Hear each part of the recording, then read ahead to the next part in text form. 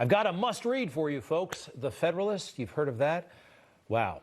A certain column put it all in perspective for the folks, including me and including the president. Again, he tweeted this today. 5 more ways Joe Biden magically outperformed election norms. Did you know that Joe Biden was such a gifted politician? You know, after losing in 2008 and what happened in 1987, total disaster. Did you know he was this kind of political genius? All right, there's some circumstantial weirdness to his alleged victory. Let's go through them. Number 1, 80 million votes. That's more than any presidential candidate in the history of this country for Joe Biden. Now, on a lot of levels, it doesn't make sense. That is millions more votes than Barack Obama got in 2012. Barack Obama, he was beloved. Hold on. Barack Obama was beloved, and he only got, well, about 15 million less than he did in 2012. Let's see here. Donald Trump gained 10 million votes than he did in 2016. And you know, no incumbent has actually gained votes and lost re-election in about 100 years. That's pretty weird. That's very, very weird. But Joe Biden somehow pulled it off. All right, how about this? Lost most bellwether counties. A couple of things here. Let's start actually at the state level. Ohio and Florida went to Donald Trump. We haven't had a president in 60 years lose both of those states. But Joe Biden somehow pulled this victory off without Ohio and Florida. And if you look at these counties, there are certain counties, about 19, 20 of them, that every year, every election cycle, they pick the president, okay? Bellwether counties, we call them, you know? As Suffolk County goes, so goes the country. You know the deal. Well, there are, let's see here, 19 such counties across the country. 18 of them won by President Trump. Isn't that something? 18 out of 19 won by President Trump. That's pretty wild. That's pretty wild. Now let's compare Joe Biden to Hillary Clinton. Hillary Clinton actually did better than Joe in just about every city. Just about every city, Hillary Clinton did better than Joe Biden, except for 4 big ones. You notice anything about them? Let's go through them.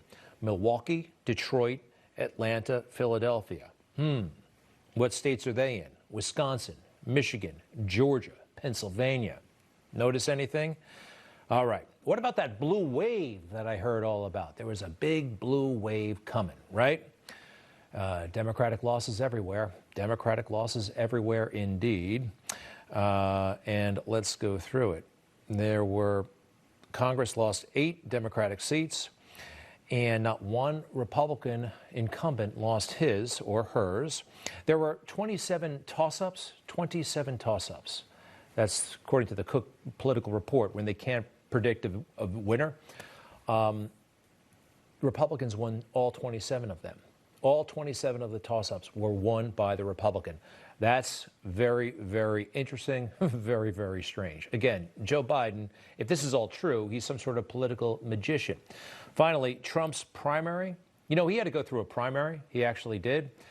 And he did spectacularly well. He got 94% of the vote. Anytime an incumbent gets above about 75%, according to this, re-election is basically guaranteed. He got 18 million votes. The next incumbent who got anything like that was Bill Clinton in the 90s, and he got half the number of votes that Donald Trump did. That's pretty wild stuff. From the story, for Biden to have prevailed, it turns a century's worth of election data on its head. Huh? On its head. Joe Biden, is he really that good a politician? I don't think so. I think what made the difference here, mail-in voting. I mean, let's face it, Jimmy Carter raised doubts about it. We wouldn't have had it if it wasn't for COVID. States everywhere were just jamming this stuff in, jamming it in really, really fast. And we found this. Barack Obama had doubts about mail-in voting. Yeah, all the way back in 2008 when he was running for president, again, after just, 2 or 3 years in the United States Senate. Take a look at this. People mailing in their ballots. Do you trust the security, the honesty of such an election process? Well, I think we'd have to figure out whether this was fraud-proof. I mean, Oregon, for example, has a terrific mail-in system, but they've already scanned everybody's signatures who's registered to vote so that they can check to make sure that, in fact, the right people are voting. Interesting stuff from a very honest back then and forthright candidate Barack Obama. All right, here's the deal. I don't believe them. I don't believe the mainstream media, and neither should you. They have misled us every step of the way regarding this election, and they've got a long, long track record of getting the biggest issues of our time totally, totally wrong. One of my favorites, or least favorite, I should say, and it's very, very personal to me, the Iraq War. The Iraq War, 2002, 2003. Wow, what a complete and total disaster, right? Do we all agree?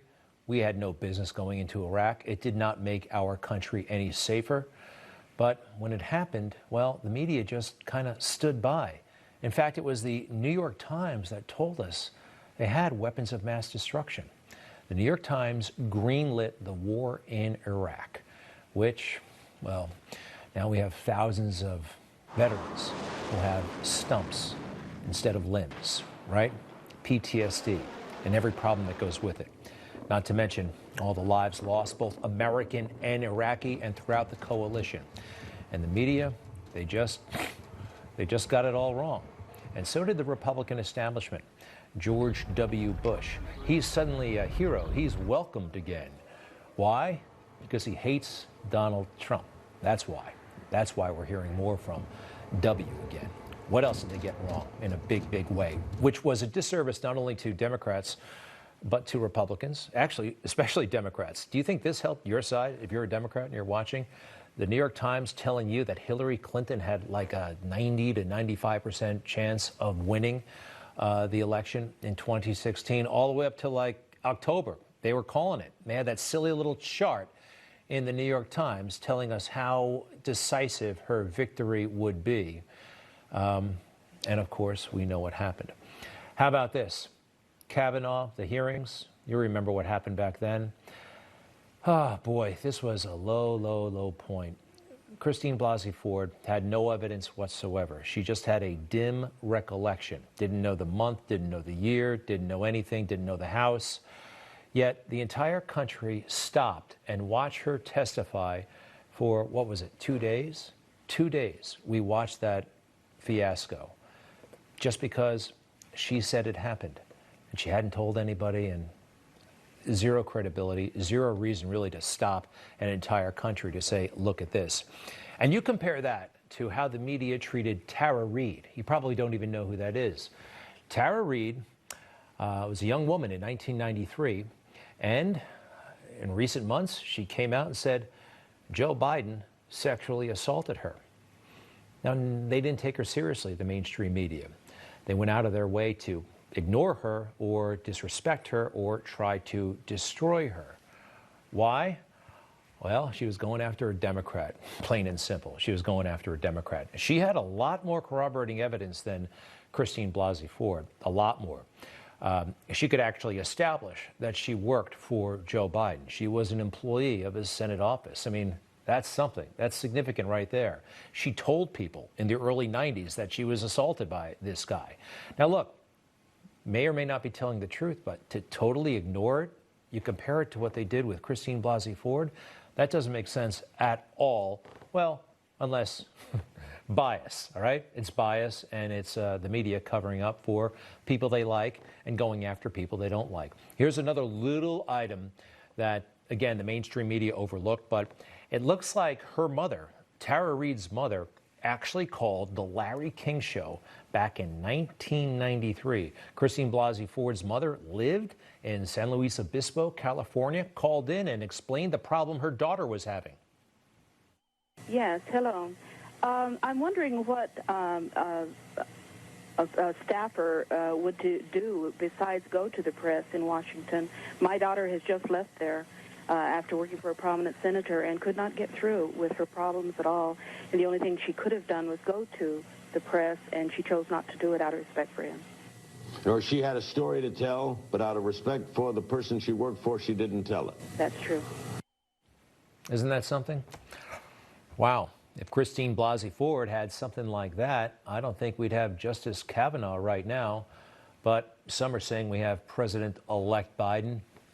Don't get me started on that President-elect stuff. He is not President-elect. He's not. All right, finally, the biggest mistake they've made, and another reason to not believe them, the Covington kids. You saw what they said and wrote and did to those poor kids. I saw the video right away. First, I saw the headlines. I'm like, oh boy, these kids sound like jerks. You know, I just saw headline after headline. You probably did too. And then I watched the video and I listened to it. And I just saw a gentle young man looking at an individual who seemed to be taunting him. Nicholas Sandmann, right? Wow. What courage. What dignity. What dignity. So that's just a small sample. Why would we ever believe them?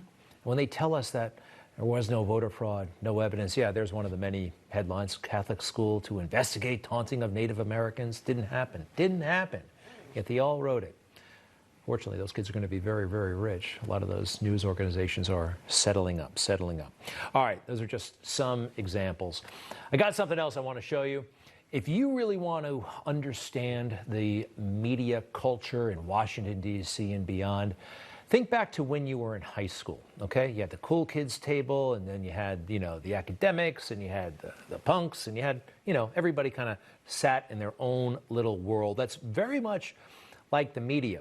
They kind of want to be at the cool kids table, or at least they're sitting around judging everybody. Who's cool, who's not. Right now, if you're a Trump supporter, if you think there's voter fraud, you're not a cool kid. Take a look at this. It's Mean Girls.